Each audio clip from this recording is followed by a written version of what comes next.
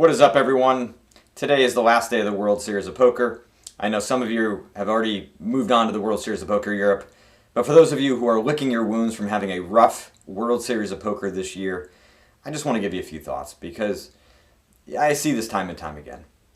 At the end of a series where you lost money, maybe didn't make as much as you thought you should, had some opportunities that you failed at, busted tournaments, reloaded in spots that you shouldn't have. You know, it's easy to make excuses. It's easy to say you ran bad. It's easy to say, COVID, wearing a mask, like all the hoops they made you jump through, spots that you got unlucky in. It's just easy to make excuses. And when I work with a client after a tournament series like this, what are we doing? Right? We're analyzing, reflecting, and figuring out what went wrong so that you can begin working to be better next time around. And the good thing is you don't have to wait 11 months for 2020 World Series of Poker, right? You only have 6-7 months, right, before it's here again. It's going to be here in a freaking flash. And the question is, are you going to be ready? Are you just going to make excuses and say, I'll be better next time around? And maybe you are, but are you enough to actually have more control? So I guess the big purpose of my video today is just to remind you to do the work, right? And it doesn't take a lot of effort. It just takes the care and the concern to want to be better in a more practical, systematic way, which means you're just paying attention, daily, weekly from here on out. Doesn't mean you have to put in a lot more time. It just means that you've got to be more systematic in what you work on, which is basically what athletes do in their off season, right? They've identified the things that they need to be better for the next season, and they spend 3-4 months working on that. Are they working 6 to 8 hours a day doing that?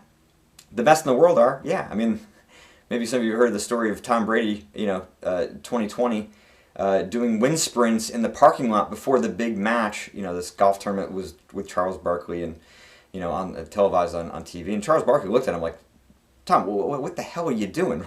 You're doing wind sprints before like a televised live tournament, golf tournament. And Tom's retort was he was getting ready for the getting ready for the Super Bowl. He's doing wind sprints in May of 2020 to get ready for the Super Bowl in January of 2021, February 2021. That kind of a psychopath, right? That is willing to do that kind of work, right? That's out there as a possibility. And I'm not saying that many of you are the Tom Brady's of the poker world, but can you be 20% of that, right? Can you just be thoughtful about what you need to get better at before the 2022 World Series? And the answer is yeah. It just takes a little bit of time and consideration to think about it. So what went wrong this year, right? And the first thing we always look at is how well can you identify your own game? How well do you know if you're playing your A game, B game, and C game? Because if you cannot see that clearly, right, you add a variable to your analysis of how or why you played, what went wrong, right? You add a variable that makes it more difficult to know if you got outplayed, if it was variance, or if you actually underperforming.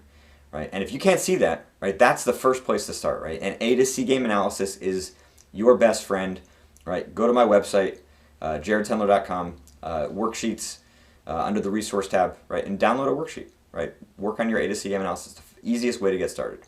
All right, and then from there you got to look at, all right, well, what were the other things that went wrong, right? Was tilt a problem? Was focus an issue?